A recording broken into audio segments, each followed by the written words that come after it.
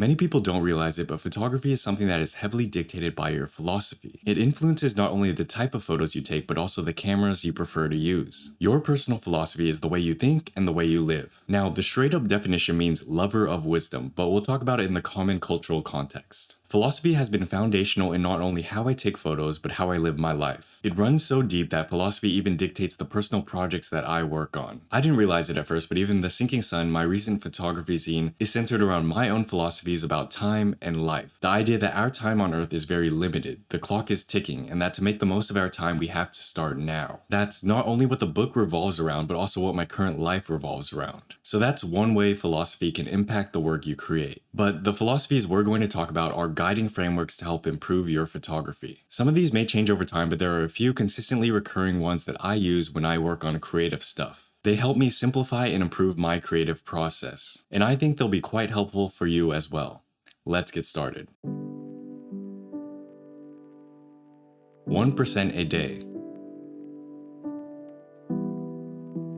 The first philosophy we're going to start with is something called 1% a day. It's a very simple framework that will allow you to adopt a long-term mindset with photography. I believe that if you understand and apply this, you'll be leaps and bounds ahead in just a few months. You see, the problem with many beginner creatives is that they want to improve fast and they want to improve now. They look at many other photographers taking amazing great photos and they subconsciously compare themselves to them. But by doing so, it becomes easy to be frustrated with the process. Feelings like, you're so far away, you'll never get there, or what's the point? But the reality of the situation is that no matter how badly we want something, it's not going to change whether the fact is going to come or not. Meaning, I can want to be a super good photographer now, but in reality, it's going to take years and years of consistent effort and hard work. If we try to rush this process, it leads to unsustainability and burnout. The 1% a day philosophy is the antidote to a beginner's impatience, meaning our sole focus when it comes to improvement is to simply get better 1% at a time. It doesn't matter what's happening around us, it doesn't matter what your peers are doing, it doesn't matter how you feel. Just focus on getting 1% better each and every day. The reason why this works is because 1% is a manageable number. If we try to get 10% better every day, we can easily become overwhelmed or disappointed when we fall short of our mark. But 1% we can do in our sleep. 1% we can do reliably without overburdening ourselves. 1% is sustainable, and 1% still compounds. If we stack 1% a day over the course of many days, it becomes a massive ladder of improvement, because 1% tomorrow will be slightly more than 1% today. And in 100 days, you'll be more than just 2 times better. So you can see how powerful adopting this mindset is. Little by little, we can move the needle until we eventually get to where we want to go. I use this for both good and bad days. When things are good, I say things like, I only needed to move the needle 1% today, and I did way more than that. When things are bad, I remind myself, all I gotta do is 1% today. That's it. This is a framework that helps me keep going in this long game of creativity. Try it out, I think it'll help. Less talk, more work.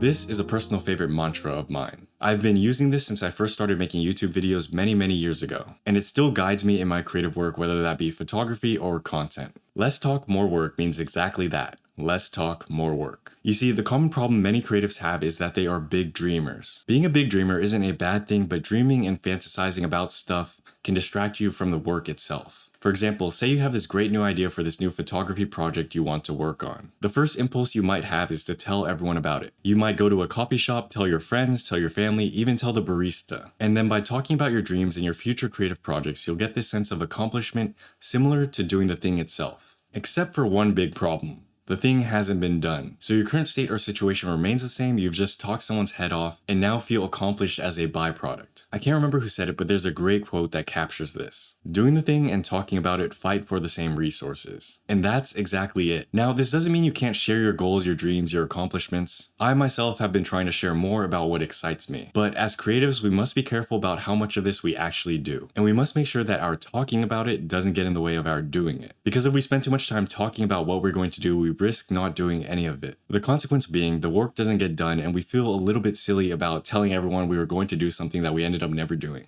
So if you can remember anything, remember this. Less talk, more work. The blank slate.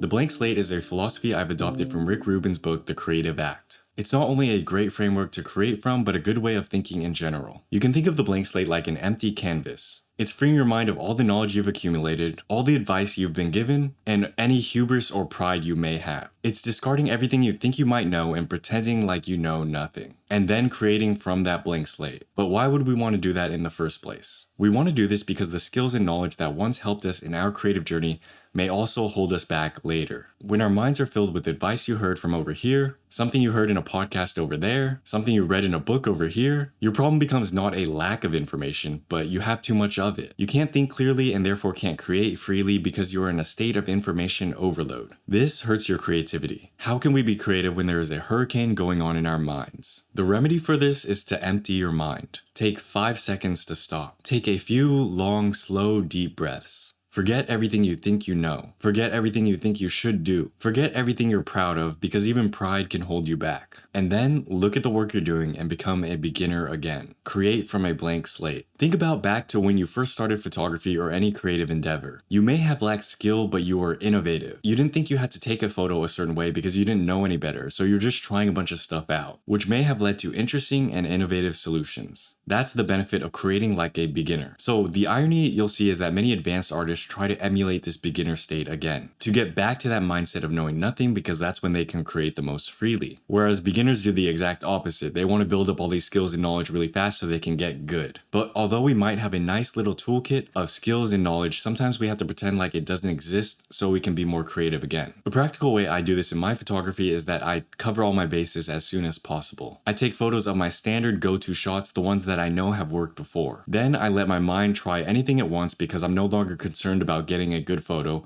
I've already taken it. I let everything I know about photography go and just try to create like a beginner again, freely from a blank slate.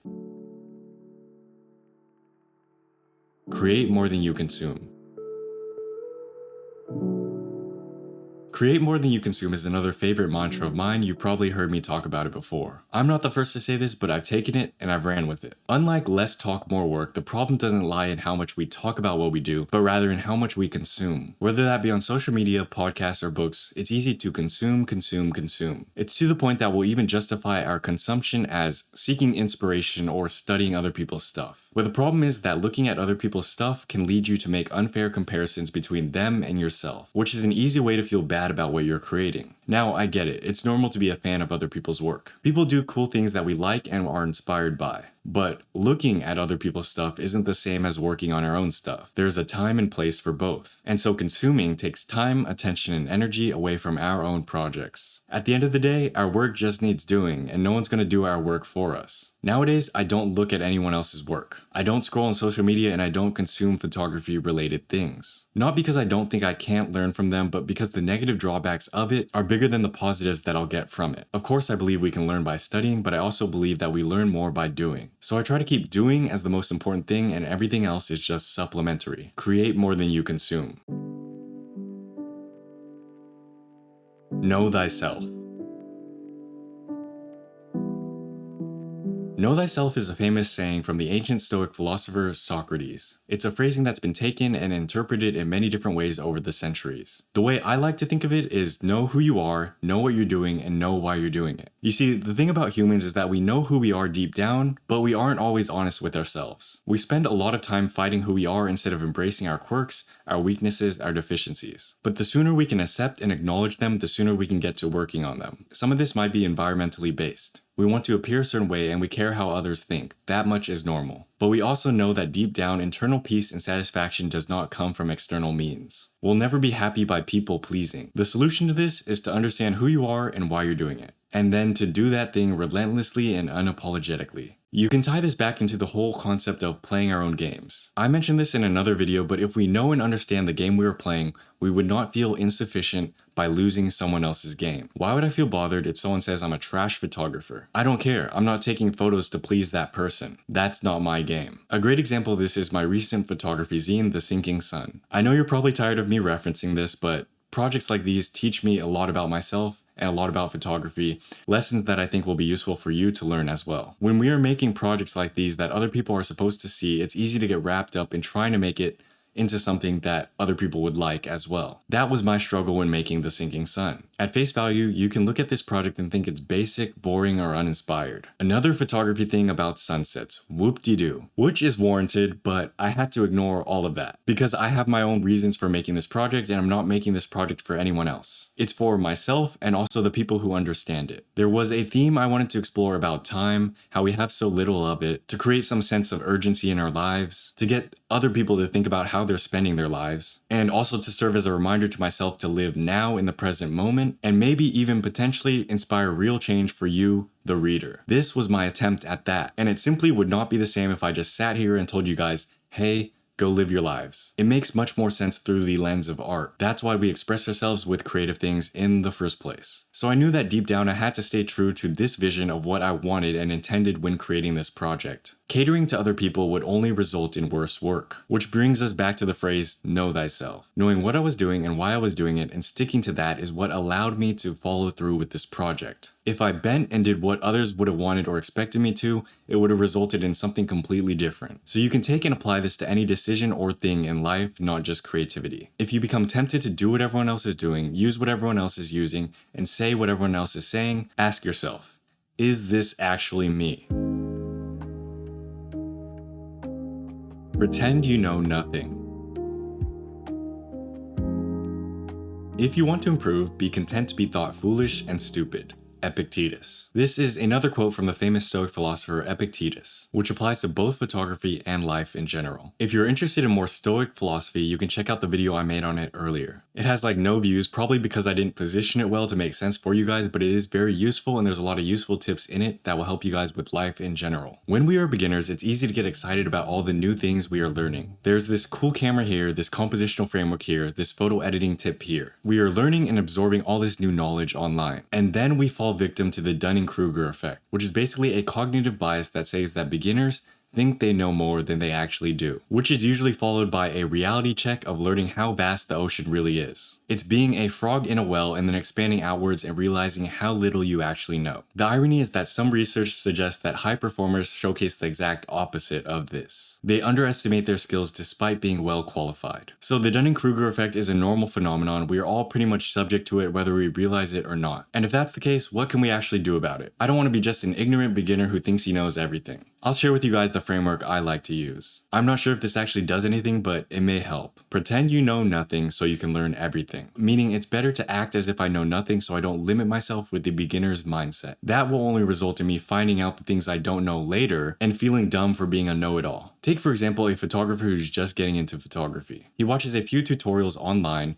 studies a few gear reviews, and orders a camera and is ready to go. The tutorials and books that he watches and reads make photography seem easy because they're done by experts. He thinks to himself, oh, I can do that easily. But when his camera comes in, he goes out and takes pictures and 99% of them are crap. He realizes there's a gap between knowledge and application, and there's much more to photography than he once thought. It's not as easy as the experts make it seem. If he was smart, he'd change his stance and presume that there will always be unexpected variables outside of his control and things that he just doesn't know. But of course, he's a newbie, so he'll go out and do the same thing over and over again, which results in reality check after reality check until that ignorance debt is fully paid down. And as time passes, experience will teach him that there will always be something more to learn. So if we have to adopt that mindset anyways, why not just adopt that mindset earlier, beforehand? If there will always be something more to learn and I can't possibly learn everything, why not just be humble and assume I know nothing? Then I can more accurately learn from my personal experiences, the teachings of others, and not be a fool thinking I know more than I do. By admitting deficits, you create room to grow. And this is not to say be unconfident in yourself. Those are two different things. You can be confident in what you do based on the experiences that you have accrued over the years, while still acknowledging and being humble that there is so much more to learn and grow. These are two great quotes that help put this into perspective. It is impossible for a man to learn that which he thinks he already knows. Epictetus. And another one.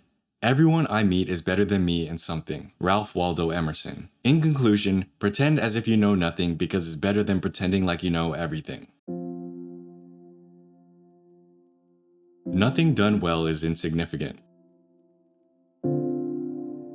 I'll leave you guys with a bonus philosophy today, something that will help you if you're working on hard projects. I forget where I heard this from, but it's a very valuable philosophy to keep in mind. Nothing done well is insignificant. Let's break this down. A problem I personally have is that I occasionally feel trash about the stuff I make. This may be due to my high standards or perfectionism, whatever you want to call it, but I think this is a common struggle for many creatives. Whether you're a photographer, artist, or creator, chances are you're trying to make something up there. That comparison and that gap makes it inevitable to feel insufficient. Our attempts feel pointless, useless, and a waste of time. And in a sense, they are. Nothing we make will last forever. Centuries pass, people forget, and civilizations crumble. What we do today won't matter. But if everything's pointless, what's the point? The point is in doing something well. You see, there is value in doing hard things. And there is value in creating things regardless of how pointless it might seem. Because although everything does eventually fade, what we do with our time spent here matters. At least it matters to us. And we're not trying to make something that will last forever anyways. Doing something difficult and doing it well makes us more capable individuals. Picking a challenging creative project to make makes me better, which creates a bigger project or a bigger dragon to slay in the future, which then makes me an even more capable individual. So the point is not to create some generation-changing art piece like Leonardo da Vinci. The point is to just make shit in general. Do hard things and do them well. Because that's where true satisfaction comes from. There is satisfaction in a job well done. You may or may not have experienced this, but working on something for a very, very long time and finally finishing it grants us this insane amount of satisfaction. You are happy and fulfilled because you did the thing, not because there was a point to it. So hopefully that made sense. To wrap it up, here are 6 philosophies to help improve your photography with a bonus. 1. Focus on improving 1% a day and you will become unrecognizable in just 6 months. 2.